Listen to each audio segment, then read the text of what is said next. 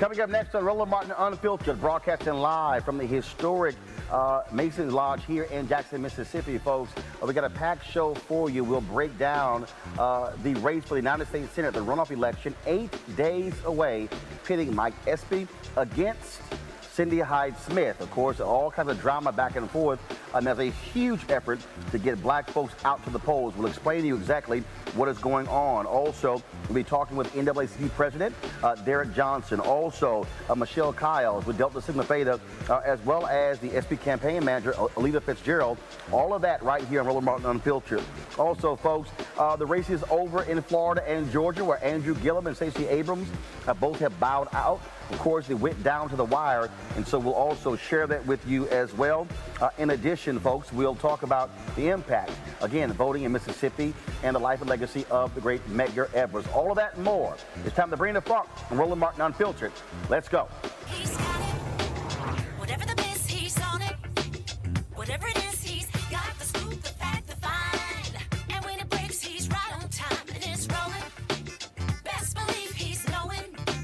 Putting it down from sports to news to politics. With entertainment just for kicks, he's rolling. It's on go, y'all. It's Roland Martin, yeah. Rolling with Roland now. He's funk, he's fresh, he's real, the best, you know he's Roland Martin now.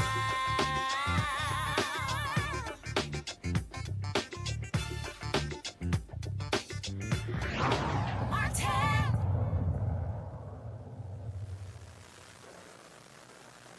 All right, folks, we are here in Jackson, Mississippi, of course, and I want to let you know where we are. This auditorium here is the Prince Mason Lodge, and the NAACP, they've been here since 1955, and this, of course, is a historic facility because this is where the Mississippi Freedom Democratic Party was founded, as well as the funeral of Medgar Evers where it took place, and so one of the most historic buildings in all of the state of Mississippi, and so we thought it would be fitting for us to broadcast today's show from here, as we are here focused on the U.S. Senate runoff race in Mississippi between Mike Espy as well as incumbent Republican Cindy Hyde-Smith. And there's been lots of drama in the last several days. Of course, both of them were the top two vote getters in the November 6th election. Because neither one got a majority of the vote, they went to this runoff on November 27th. It is 8 days away. There's a huge push to get as many people out to vote as possible. Now, you might recall, of course, that Thad Cochran, he is the longtime senator from Mississippi. He retired due to health reasons, and Cindy Hyde-Smith was appointed that position. This is to fill the remaining of his term, and so it has not been a race that has got lots of attention across the country, but it is about to, of course, like Donald Trump will be in Mississippi on Monday for 2 campaign rallies for Cindy Hyde-Smith, and of course, her comments about public hanging and voter suppression also garnered lots of attention across the country. First off, this is what she had to say when she had been endorsed by a particular official in Mississippi. This is what she made this comment about public hanging. Watch this.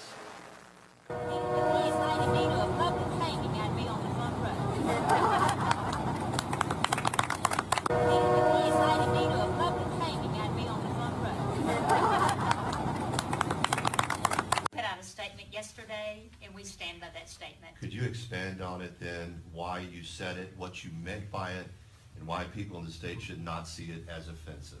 We put out the statement yesterday, and it's available, and we stand by that statement. Senator, are you familiar with Mississippi's history of lynchings? I put out a statement yesterday, and that's all I'm going to say about it.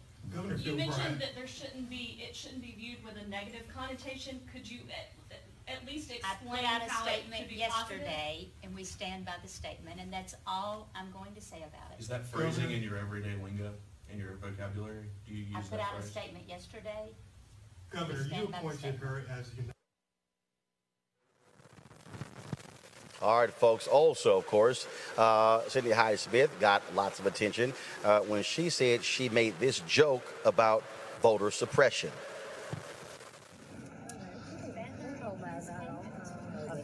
Sure. think it was this.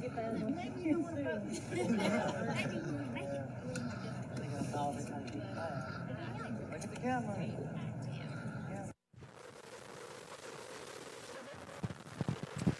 Of course, also, here's some other news in this race. Cindy Hyde-Smith accepted $2,700 from a rabid white supremacist businessman from Washington State. His name is Peter Sieve.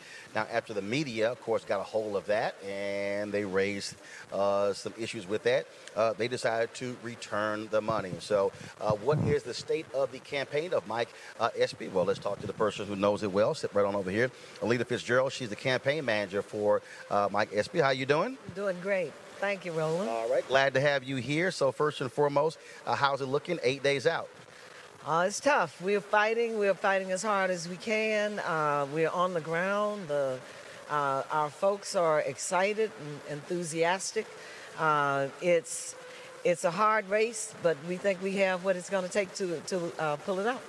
Now, earlier today, I was talking to some folks here, and what they said is that obviously the focus is November 27th, but people can still vote absentee through what date? They can vote absentee up through this coming Saturday, the Saturday after Thanksgiving. The circuit clerk's office will be open from 8 until 12 o'clock. They can also vote in some circuit clerk's offices on the Friday after Thanksgiving. So that is part of the campaign's strategy and operation. And we have people out there now ginning up and getting people to the polls to vote early. And of course, what do you make of this latest news? Again, the white supremacists donating to Cindy Hyde-Smith's campaign and then returning it only after the media raised the issue. I'm not quite sure that I know exactly the story you're talking about, but we are not surprised by any of this, Roland. We're in Mississippi. We're in the South. That's why this campaign is so important. Our focus is on what Mike Espy can do for the state of Mississippi and the state of this country, actually, in terms of how we can reset the moral compass of what's going on here and how we can make sure that we have policies and a democracy that our children and grandchildren can thrive in. So we're not spending a whole lot of time paying attention to what the other side is doing. We've got our head down. We've got a path to victory. We've got people behind us. We've got our communities on fire. So we feel pretty good about where we are. We know that it's a lot of work, and the work is getting done. You got a number of pastors, several hundred will be coming into Jackson tomorrow for a prayer rally tomorrow at 11 a.m. Where Pastor Jerry Young will be giving them their marching orders as well. So there's a massive get out the vote effort here in the state. Yes, sir. This is for the November 27th election, but on November 6th, something happened in the state like we haven't seen in a very, very long time. It happened here and it happened across the region. We did not have the resources to match the other side, but we had people. And people took on this candidacy. They took on this race. Actually, Mike Espy is a vessel for something else that's going on out here in our communities. He is their way to express the concern that's in our communities. So we've had churches from the beginning, churches that have been engaged in ways that we haven't seen before. We've had Democratic Party apparatuses engaged. The vote that came out in some of our precincts, we exceeded the Barack Obama presidential vote, which is unheard of. So we are, I won't say we ride in a wave, but we are certainly part of a movement. And we think that we will be victorious. As I said, we've had lots of prayer, lots of folks that have taken on this race. And it's like we do have a wind beneath our wings, not only here in the state of Mississippi, but across the country. All right, well, Leila, we certainly appreciate it. Thanks very much. Thank you for coming. We look forward to seeing you. All right, thanks look a bunch. Look forward to seeing you on November 27th. Absolutely, absolutely.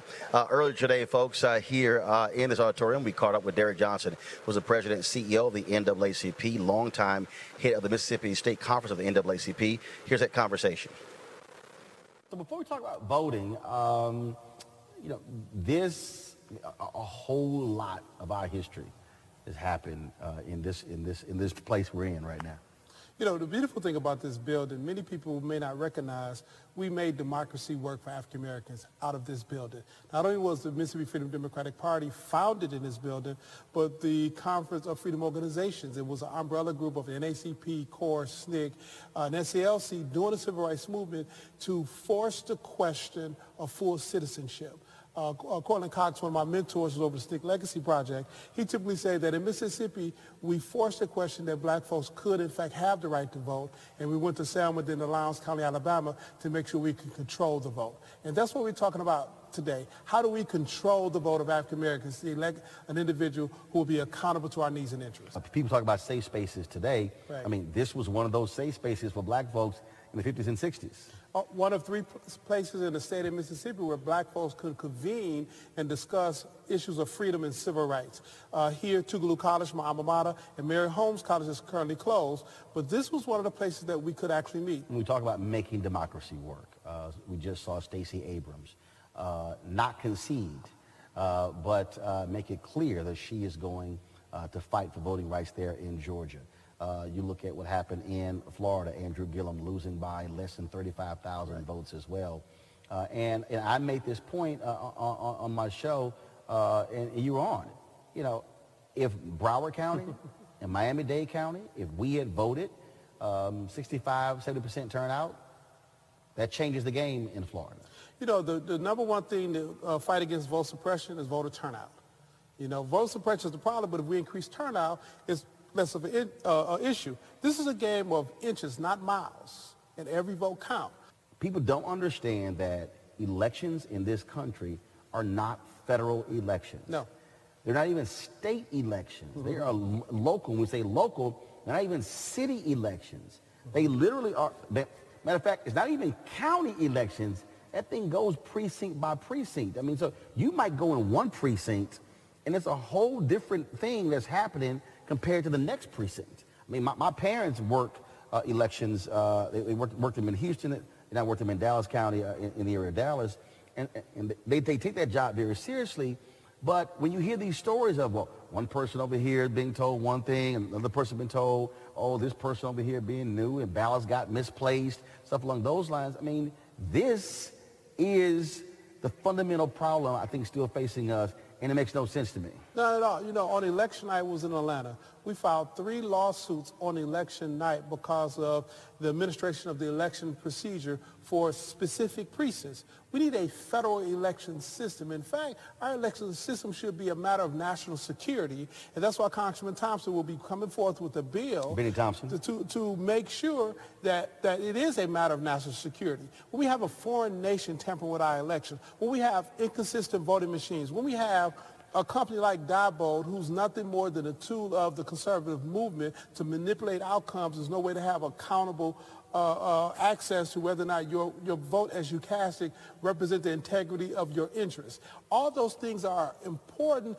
to address in order for us to have a functioning democracy.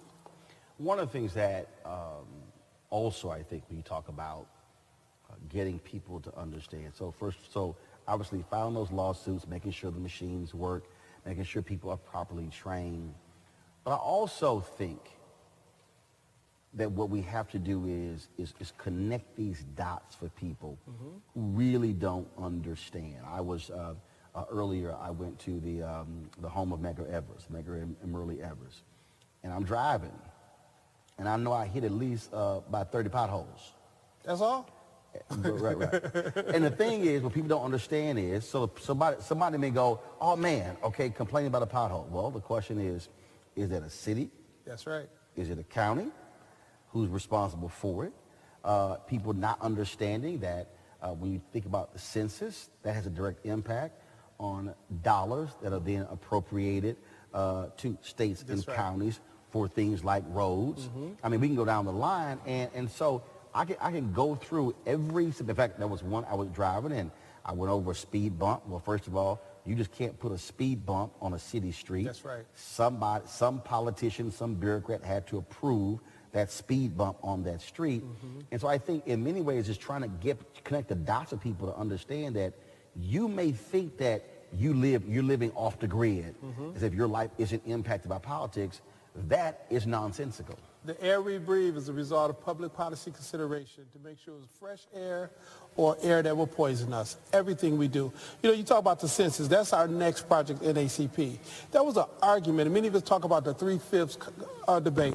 That wasn't about whether or not we were human or not. That was about whether or not the federal appropriation would follow the individuals after the count would take place. And the deal was cut for northern states and southern states. The northern states said, we're not going to give you money for individuals you consider property, but you want to count as people. The southern states, well, we're not going to pass a set of legislation. Compromise. Well, if you count them as 3/5, not a whole person, and give us 3/5 of the money per person, then that's a deal. They cut the deal. It wasn't about people. It wasn't about values. It was about money. In a democracy, our vote is our currency, and that currency needs to be leveraged collectively to ensure that our streets are paved, to make sure that our tax dollars are serving our interests, but most importantly for African Americans, to make sure we are owners of government and not victims of government. And you can only own government if you participate and leverage your vote. Type it in. All right, folks, that was, of course, the conversation with Derek Johnson, President and CEO of the NAACP. And so, again, folks, we are here in Mississippi, focused on this U.S. Senate race. And it is, of course, again, 8 days, and black folks all across this state are mobilizing, organizing churches and fraternities and sororities. Later on, we will talk to a sister with one of the sororities about this campaign and what they are doing to make sure people also are able to get out there and vote. Another story, though, that we're watching involves another civil rights organization, and that is Color of Change. Last week, the New York Times had this huge story. It talked about how Facebook was targeting a number of people, pushing back against their critics, and they tried to blast Color of Change as being a group funded by George Soros. Well, guess what? He has been a consistent target of folks on the right, and many people say it's also there are threads of anti-Semitism by somehow using his name and attaching him to every single sort of initiative. Well, Color of Change responded to Facebook, really putting them on their heels, saying that massive changes should be made because they said they were offended by their attack that was taking place against them. Joining us right now is Rashad Robinson, Executive Director of Color of Change. Rashad, many people were very surprised to see that story of Facebook hiring a conservative group, a conservative outfit, to dig up dirt on the Color of Change, to trash you in media. Late last week, Facebook fired that group. Mark Zuckerberg claims he had no knowledge whatsoever of what they were doing. Sheryl Sandberg as well. That's hard to believe for a whole lot of folks. Yeah, I mean, it's really hard to believe. I mean, what the whole story for us is a bit hard to believe. For the last several years, our work on Facebook has been deeply public. I've come on your show to talk about some of the, spoken with you a number of times about some of our campaign work, from that issue with Corrine Gaines, the young woman in Baltimore who had her Facebook Live turned off during a police interaction and ended up dead, to some of the civil rights violations on their platform. We have campaigned. We've sat at the table. We led a major campaign to push Facebook to adopt a civil rights audit and to begin reviewing all their policies and practices, and have now pushed them to actually get on a timeline for when they're going to release it. All while we were doing it, they hired this right-wing firm, as you said, to really trash us. But the unique way that they trashed us was quite interesting. They went on this theme around George Soros, the sort of billionaire philanthropist, who does support some of Color of Change's work, but is by no means our largest donor. And we are not one of the largest, recipients of money from the Open Society Foundation. But they used this frame that we were somehow puppets of George Soros, which for anyone who's a student of history, this was one of the themes that was oftentimes leveraged against some of the civil rights workers of the 60s, that black organizers, black activists are somehow puppets of these sort of behind-the-scenes Jewish leaders. It's also deeply anti-Semitic. It has all sorts of themes and these ideas that Jewish people control the world, or Jewish people are controlling, what we do every single day. And so that Facebook, as an organization, rather than actually dealing with us at the table, dealing with our demands, would hire this right-wing PR firm and leverage these attacks behind the scenes. For the last several months, Roland, we have gotten all sorts of calls from journalists randomly asking us, do you get money from George Soros? How much money do you get from George Soros? We thought it was weird. Some of the threats against our organization, white nationalists, sending us hate mail, people would start mentioning George Soros. We actually didn't know where this was coming from. The idea that this was coming from Facebook, one of the largest corporations in the world, one of the largest communications platforms, speaks to how much they actually have to change. And what has been their response? I'll take it you reach out to them. Have you met with them? What did they say? Well, our staff some of the staff have met with various staff of Facebook. We've made a direct public demand right now that Sheryl Sandberg and Mark Zuckerberg sit down with me and that we have a conversation. They've put our organization, myself, our members, in danger by some of the ways in which they leverage white nationalists and white supremacist tropes and narratives to undermine our work, and I believe that they have to sit down with us. We're also pushing hard and in conversation about the civil rights audit. The fact of the matter is that they agreed to do it, but they've been stalling. We have no word on when they're going to release it. We have no word on the enforcement that they're going to put behind it.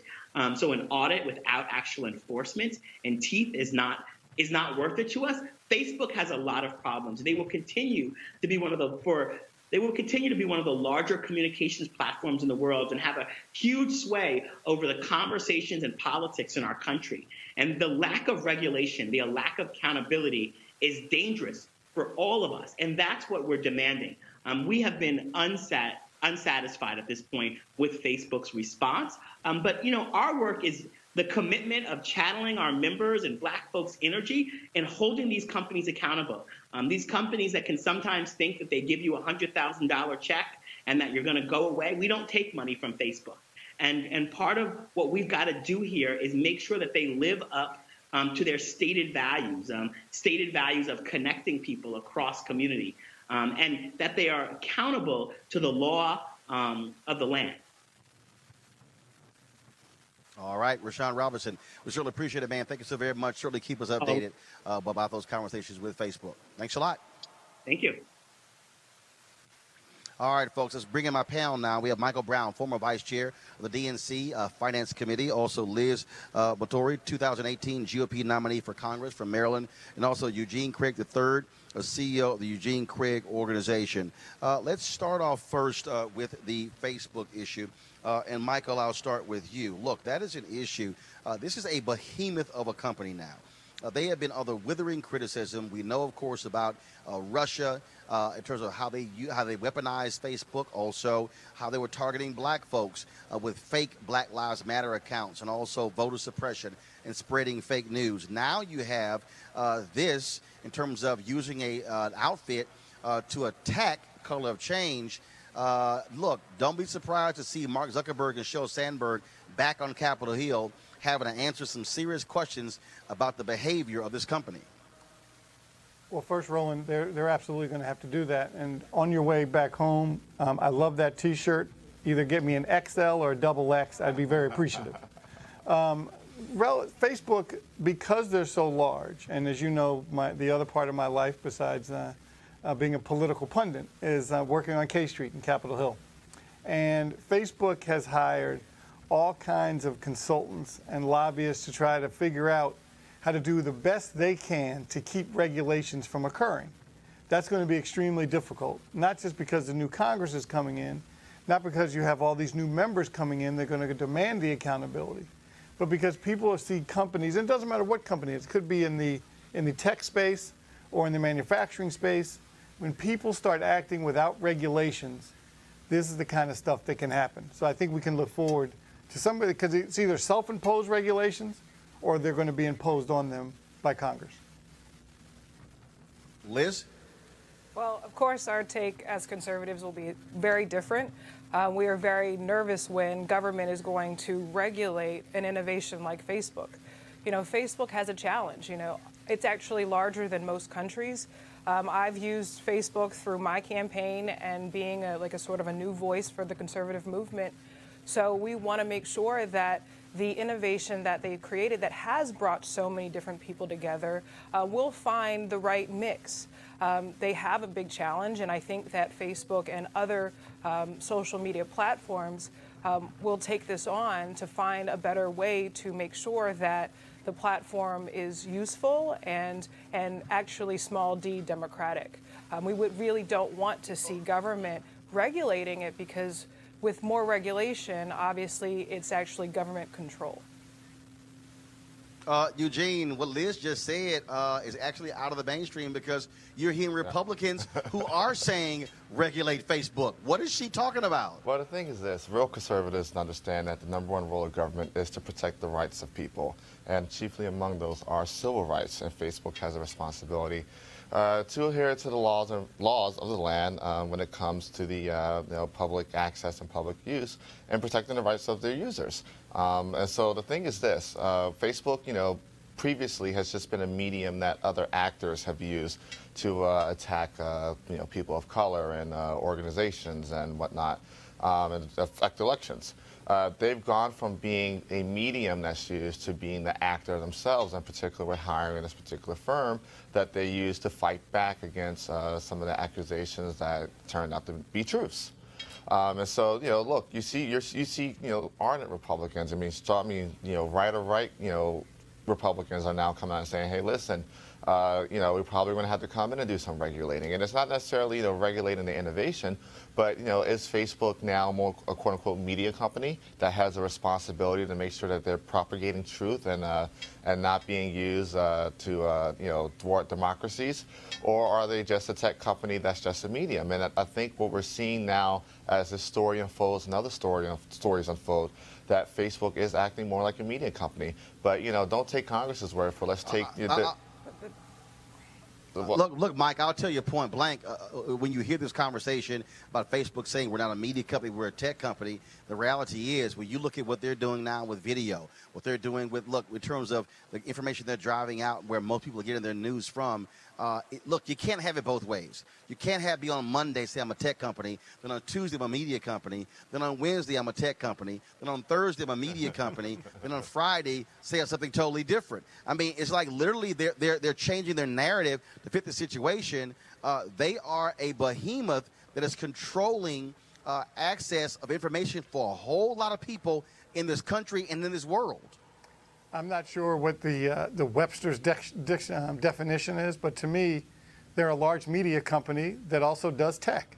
And that's kind of what they are. And that's okay. I think the question, again, is how do you balance between whether it's regulation. I know the number 45 loves deregulation, but in some situations, you have to have some controls so things like this don't continue to happen, in particular when they impact suppression of voting or folks' ideas on items.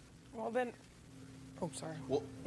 so then in reference to that, we're talking about suppression.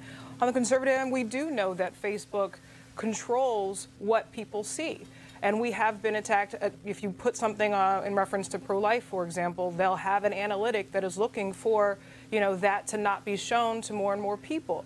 So again, I do believe that Facebook, as the most, powerful, again, tech company in the world, to be able to regulate themselves, because they're the ones who will know what's best, and then also the consumers, we're the ones who create the content. That's the weird thing. It's a new So new Liz, 1 second, Liz, you're saying let Facebook continue to regulate themselves? And with also user input. I mean, I think that that's the really wonderful thing about a platform like Facebook. But here's the problem, Liz. Here's the problem. Mm-hmm. You don't know what your input is. You're saying user input. You don't know when they change the algorithm. Mm-hmm. You don't know when they make changes. You don't know. Color Change did not know they had hired a company to attack them because they were criticizing their policies. That only came out because of investigative journalism. And so, in many ways, that's the only way we've even known what has happened inside of Facebook. Right. So we're talking, you use the word attack, I would say investigate. Is there an issue? No, it was attack. So you're telling... No. It wasn't investigate.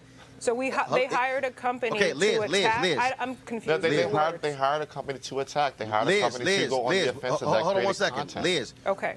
We just had the man on, Rashad Robinson, who was on the receiving end of their attacks. Right, and yes, we talk about that. An attack. We could talk about that. He talks about money, okay? So organizations like Color of Change would not be able to be as powerful and as strong as a nonprofit if it weren't for the funding, massive funding from organizations like Open Society. So his statements are so slightly disingenuous because he knows for a fact that it's not about him being a Jew. It's the fact that he has lots of money that he can invest in an organization to proliferate his narrative. Liz, that is nonsense. Okay. Liz, that is absolute nonsense. Eugene, go ahead. I'm sorry. That's your fellow conservative from Maryland, Eugene. Go ahead.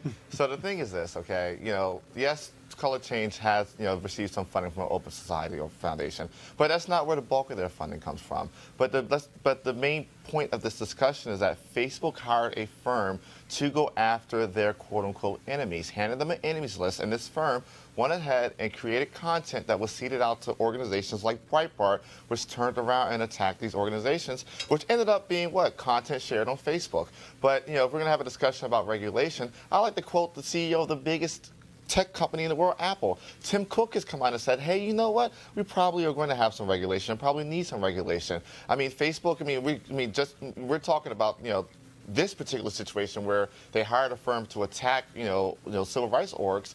But let's talk about what they're actually doing with our privacy, what they're doing with the data that's being shared there, which, one more time, user input, we have no input. We have no say-so. So, when you have an organization like Facebook that have proven that they cannot regulate themselves, it's up to governments to protect the rights of their citizens. Right. So question is, how much government is enough to regulate something that is supposed to be, small d democratic? That is the question that, yes, regulators and legislators have to say. Much, that's the question. That's the fundamental question, how much, Roland. No. You keep saying how much. Right now, Michael, it's none.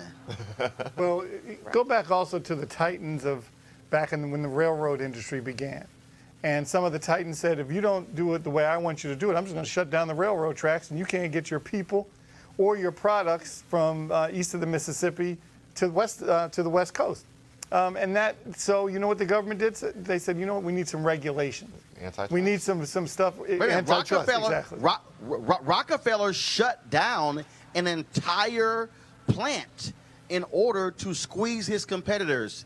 He put thousands out of work to prove a point. So you're saying that's one of the reasons why they would regulate it. Are you saying that we're at that point? I mean, one of my favorite classes was antitrust in law school. What I'm saying is, I'm just wondering, are we at that point? What I'm saying is, Liz, what I'm saying is, we have examples in the United States history where you have had monopolies that have been dominant players, to Michael's point, in oil, in railroads, in finance, in other areas. And what happened? Of course, we know about Teddy Roosevelt, Republican, okay, being a major antitrust person. We know about the history of the bails being broken up.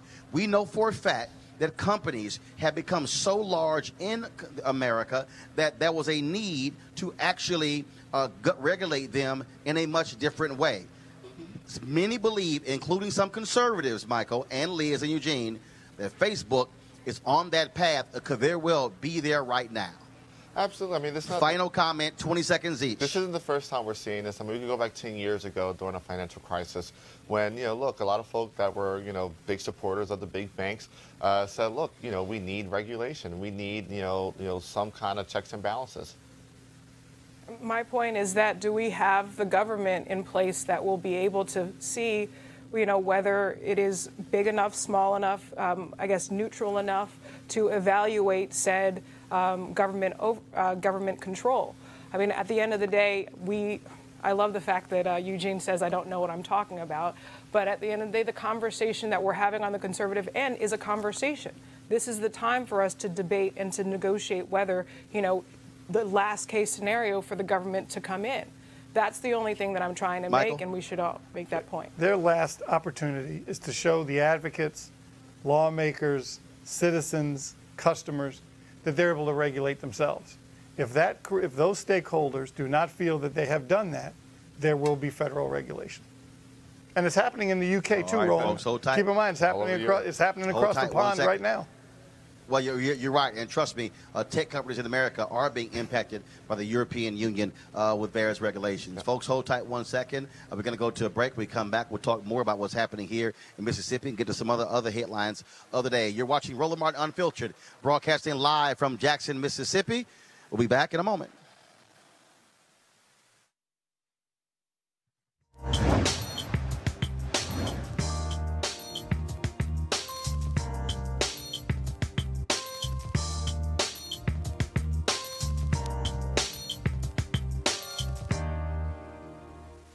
Jay.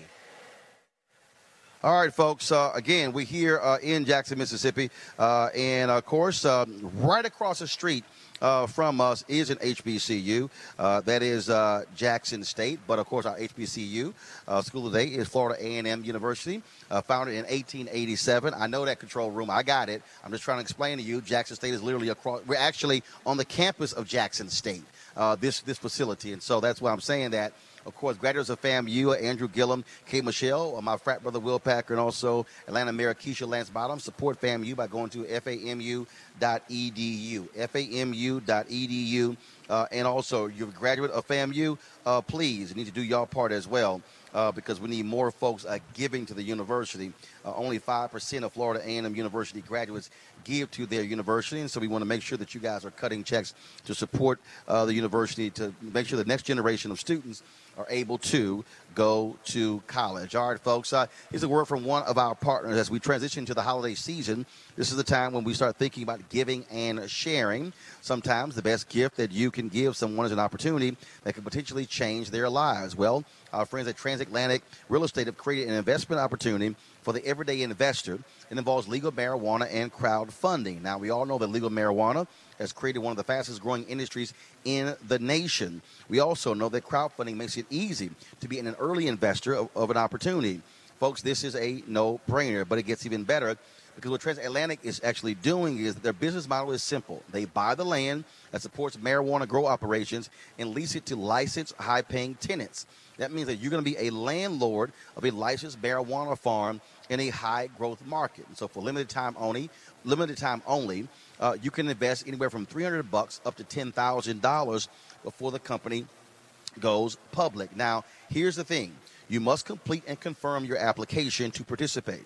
Again, complete the process. Don't just go on, pop your email in and say, I'm done. No, you must complete the process.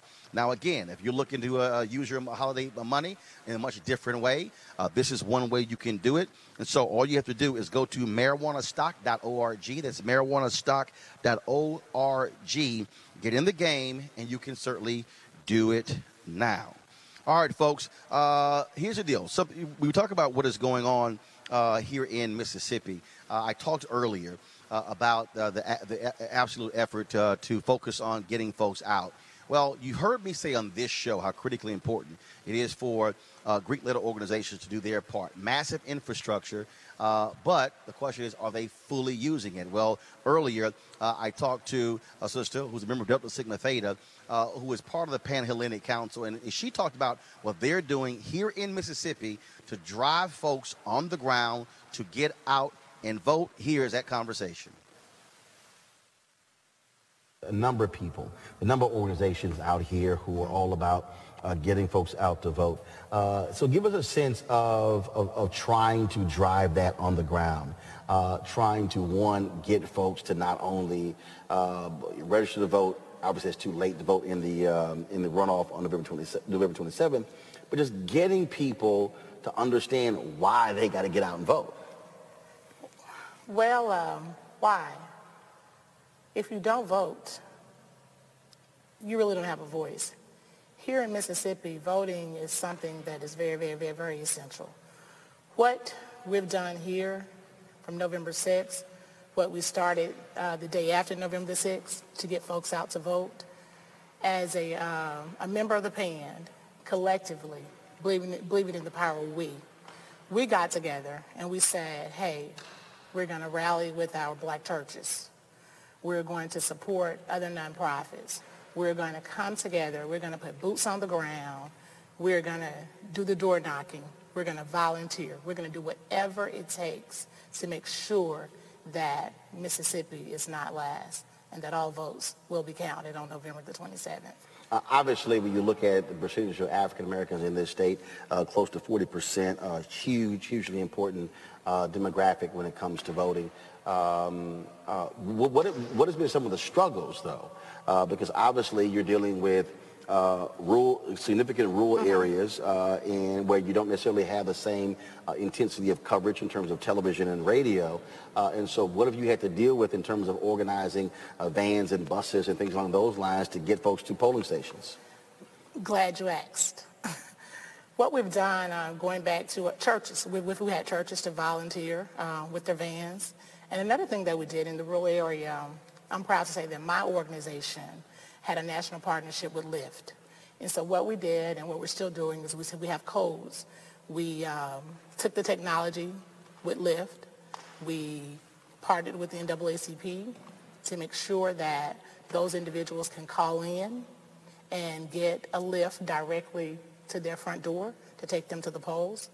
Churches, we organized within the demographics of the voter precincts to have them to come to the various areas and get folks to the poll. So first of all, take me through the map. And so you have all of these counties in the state.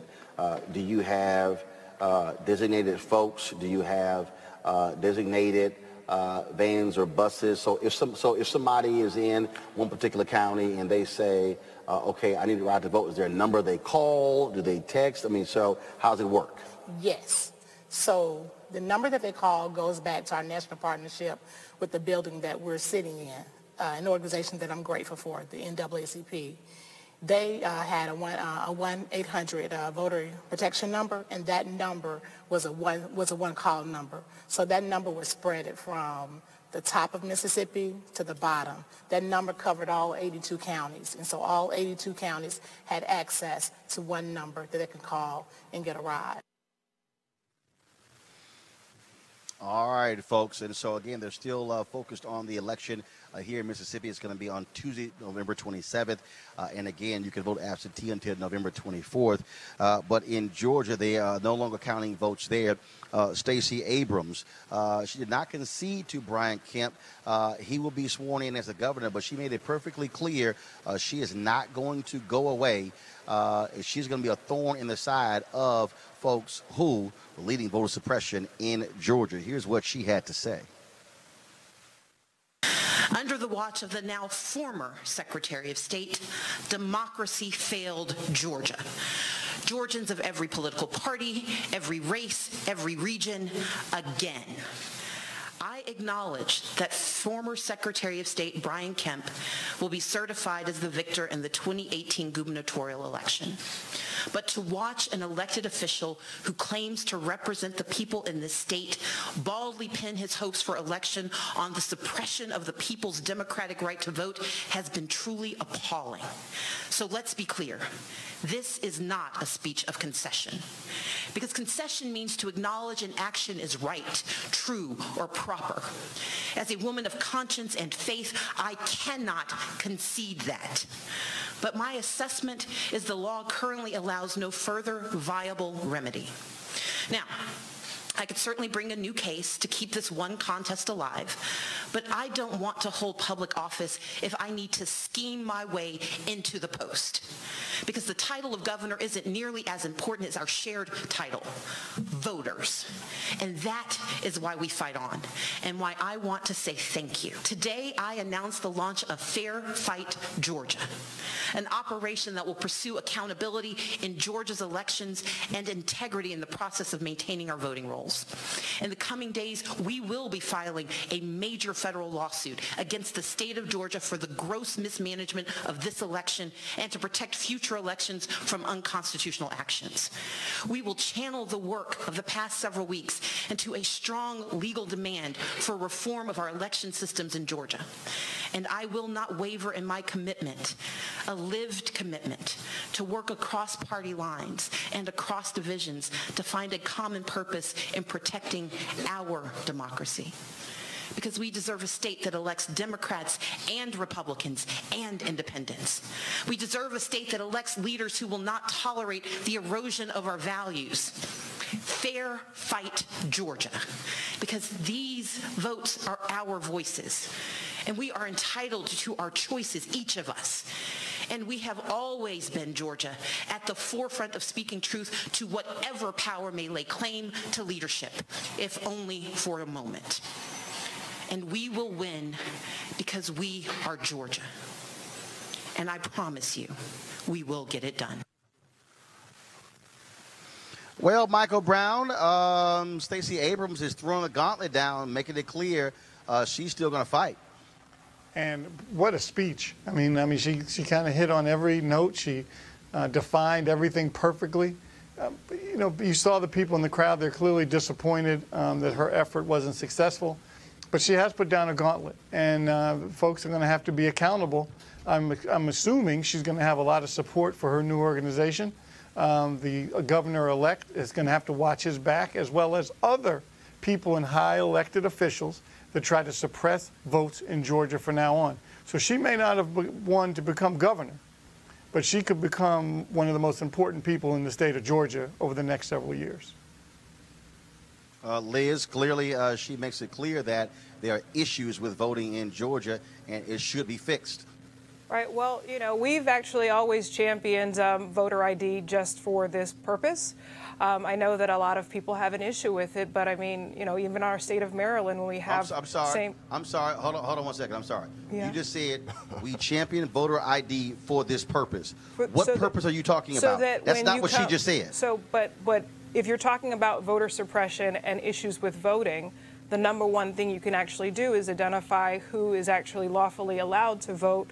And I don't know why. No, actually, you're wrong. Actually, Liz, you're wrong. Okay, I'm wrong. The issue, Liz, well, Liz, let me take you through the history or the timeline here so you fully understand. Okay. You had Brian Kemp when he was Secretary of State purging folks. No, I'm trying to tell you, purging folks from the rolls. A federal judge slapped that down, saying that he was absolutely wrong. What did Republicans, your party, do in Georgia? They said, what the hell? We're going to make it state law. And so that's what you had. You had people, this whole issue of, well, if you had a period or you had a one item missing, it didn't match over here, you had that going on. You had cross-check going on. You also had the problems with voting machines not having power cords. That ain't got jack to do with voter ID. You had a black woman, 92 years old, who'd been voting in the exact same location since 1968, had not moved, yet somehow her name was mysteriously missing from the rolls. Voter ID don't have a damn thing to do with that. So when you have Oprah Winfrey come to your campaign and campaign for you, I would argue that that should be, you know, the way to rally the troops.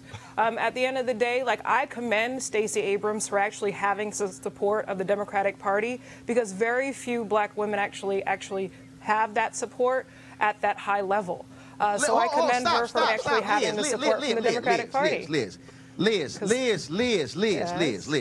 I know this is your first time on the show, but you can't just be sitting here hopping from one subject to another. You raise a point, and then all of a sudden you switch it by saying that's why we have voter ID. Then I give you the history of it. Then you go, hey, a black woman supporting a black woman. No. So my point, sir, was that I think if you have someone as huge as Oprah Winfrey come to campaign and rally the troops, those rallying of the troops would actually outcount any of those glitches. Now, I think she should have the lawsuit. Why doesn't she pursue the lawsuit? Liz, if there's you so still much just evidence, missed it, Liz. then why don't they do it? Why aren't they pursuing the lawsuit? Liz, you still just missed. Okay.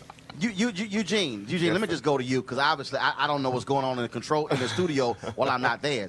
But the bottom line is this here.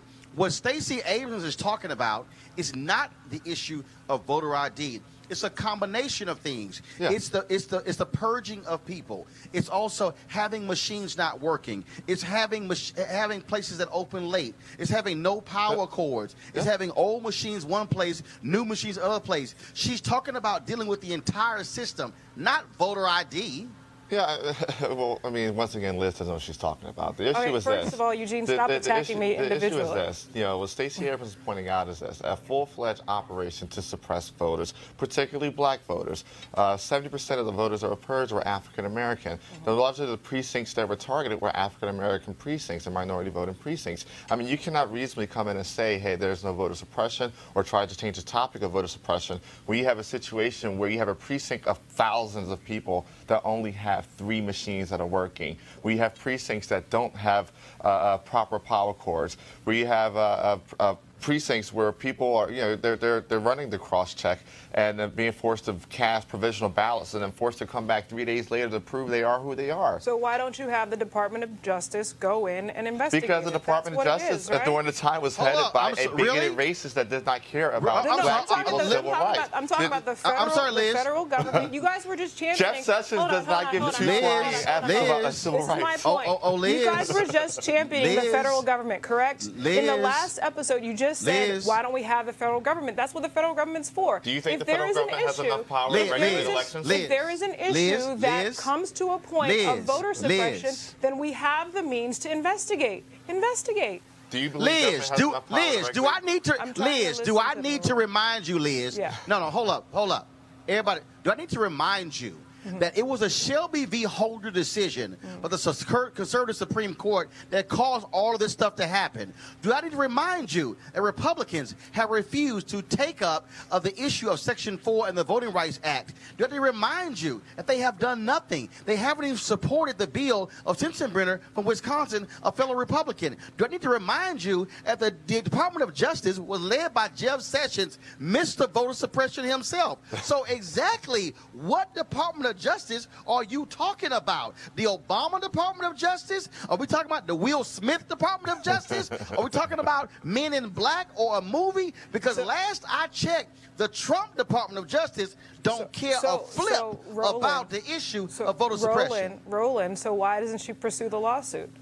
If there's such an issue, why doesn't Stacey Abrams use her time and her treasure? Oh my God! Why doesn't she do it? Liz, were you listening to the video?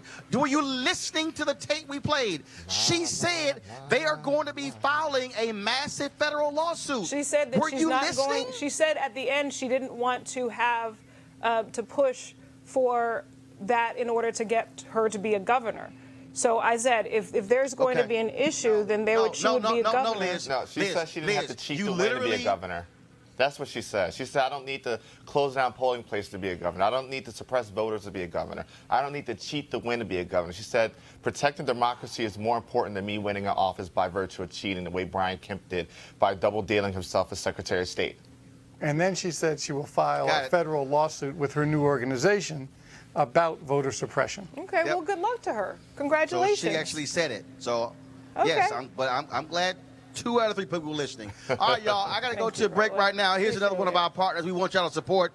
Here we go. With the holidays just around the corner, now is the time to order holiday cards for family and friends. This year, you could create custom holiday photo cards real simple and easy and affordable by going to simplytoimpress.com. Simplytoimpress.com is your holiday photo card headquarters with thousands of unique Christmas cards and other designs to choose from. Look, all you got to do is upload your family photos or get them from Facebook or Instagram, personalize the text, and you're done. It's that easy. Folks, simplytoimpress.com prints your cards professionally on your choice of premium card stock in just a few days and rushes them straight to your door. Now, the New York Times Wirecutter named Simply to Impress their favorite custom photo card service. Simply to Impress even offers foil cards and hundreds of great holiday card designs for your business as well. So you can place your order today and save 30% to get free shipping. Now, look, it's all you got to do is use the promo code DEAL. That's DEAL at checkout. Save big on holiday photo cards today using promo code DEAL at simplytoimpress.com. Again, simplytoimpress.com. So please support those folks who support Roland Martin Unfiltered. Now, folks, earlier today, as I said, we're broadcasting live from this facility here, which is where so much history was made in the 1950s and 60s. This was where Medgar Evers' funeral took place and also where the Mississippi Freedom Democratic Party was founded. but also the NAACP, they have been here. Mississippi NAACP have been here since 1955. And earlier we took a tour, which included the office where Medgar Evers worked out of. Take a look. All right, folks. All right, so we're going to take a tour of this facility here with Derek Johnson and also Frank Finnegan. He's going to be our tour guide as well. Plus, we'll you may check out the office of Medgar Evers. Now, obviously, when I came up here, Frank, I saw this here. And so, for the folks who don't know, I know, and Derek, you can explain to folks what the Sovereignty Commission is. The Mississippi State Sovereignty Commission was a taxpayer-funded organization that spied on people and whose purpose it was to prevent the opening up of Mississippi to the disenfranchised citizens. They did anything, any means necessary.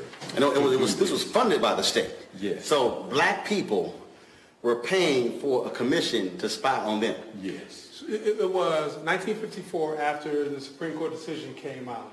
The state of Mississippi was seeking ways to prevent the integration of public education and to thwart any effort of African Americans from voting. The Sovereignty Commission was created for that effort. The spy agency was so egregious, it provided the Klan the information needed, which led to the assassination of Michael Cheney, Andrew Goodman, and Mickey Schwerner. Hundreds of people were assassinated as a result of the Mississippi Sovereignty Commission. The files were finally opened in 1992 and in 1993 when people really realized how egregious the activities of this spy agency was. We believe there are other spy agencies that were created across the South. The Mississippi Sovereignty Commission was the one that we were able to uncover as a result of one of the first black state senators, Henry Kirksey, stumbling across the files and making enough noise over time, which forced the state to open the records. All right, then. Now, also, so Allison, slide this way. So Frank, this photo here, obviously, when it came in, you see, obviously, Dr. King here, but explain Roy Wilkins. Explain this photo.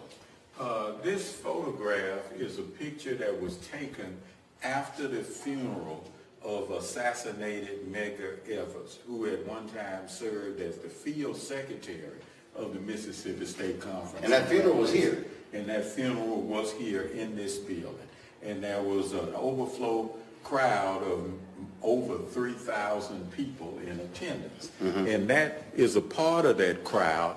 They were leaving this building and marching downtown. It was an impromptu march, and they were going. So that wasn't planned? It wasn't planned before the funeral. But because of the nature and the horribleness of this murder, people were just overcome, and they wanted to do something, and they marched from this building to downtown. But they were met. Yeah, but also the significance of Roy Wilkins and King being together in this photo, SCSC only came into existence as a result of NAACP being banned from Alabama. Right. And E.D. Nixon was the creator of the concept of the Montgomery bus boycott. And it was through E.D. Nixon and Rosa Parks, prior to King coming on the scene, they had organized that community. When NAACP was banned from Alabama, they organized the Southern Christian Leadership Conference. Medgar Evers drove over. He was the original secretary of SCLC. So SCLC is NAACP only because they were banned from Alabama, but it grew out to be something different as well. All right, then. All right, so now we're going in here, and so this is this is the office. Yes, now, if in 1955, 56, 57, 58, all the way through 63, you wrote to Medgar Evers, the field secretary, you would write Medgar Evers, Mississippi State Conference field secretary, 1072 John R. Lynch Street, Suite 7, Jackson, Mississippi. But Medgar Evers' real office was in Suite 10. Suite 7 is a room on the front of the building with a lot of natural light and glass. But because of the strategic nature of the work that Medgar Evers did, making 2 Mississippis 1 Mississippi, you had to be careful. Yeah, because you still got the bullet holes, right? Yes. So his office was in the corner in the back in Suite 10. All right. It is recognized the strategic nature of Medgar Evers and his counterparts. They were World War II veterans. Our whole infrastructure was built off a set of individuals who came back from World War II, decided not to leave, and Medgar Evers was the person who took on the job, but you had Steptoe, you had C.C. Bryant, Aaron Henry, Amzie Moore. They were across the state of Mississippi, and they all carried guns because they were World War II veterans. That was important. It was very important. All right, then. How y'all doing? Good, good. Good, good.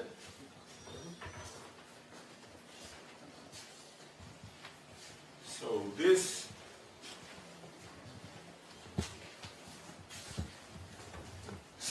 was the office of Medgar Evers.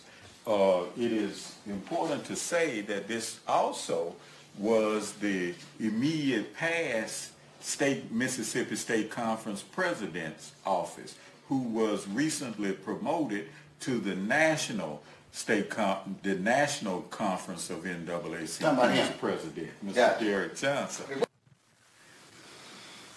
All right then, folks. And so if you want to see the full tour, you simply go to our YouTube channel, youtube.com/Roland S. Martin to check that out. You can also see the full interview we did with NAACP CEO Derek Johnson tomorrow, and also, of course, with Michelle Kiles with Delta Sigma Theta. And so please, you can check those interviews out. And so tomorrow, we're going to be broadcasting live tomorrow at 11 a.m. Local time, 12 noon. The prayer rally taking place here in Mississippi for upwards of 800 pastors who will be there at the downtown Marriott. And so we will be there as well. And so we look forward to that. Also, I visited the home of Medgar Evers, of course, where he was shot and killed on June 12th, 1963. And so we'll actually have that for you as well. A lot of things for us to cover. Let me thank my panel. Let me thank Michael, Liz, and Eugene there. Well, thank you so very much for joining us. Anytime. Folks, don't forget, you can support Roland Martin Unfiltered by going to RolandMartinUnfiltered.com to join our Bring the Funk fan club. There's no other show out there as a daily digital show giving you this type of news, reporting on the ground on issues affecting our community. And so we can only do this with your support. So please go to RolandMartinUnfiltered.com to assist us in continuing to do this. And so Joe Madison, of course, threw the challenge down last week. He signed up 2 of our sponsorships, and so we want you to do the same as well. So I would love to see at least 100 of you today join our Bring the Funk fan club, because we have to fund our own freedom and support those independent news operations that are speaking truth to power. So we want to do that. Also tomorrow, folks, Mike Espy is going to be actually having a barbershop conversation. Our cameras will be there recording that as well. All right, folks, I've got to go. You take care. Have a great day. Holla!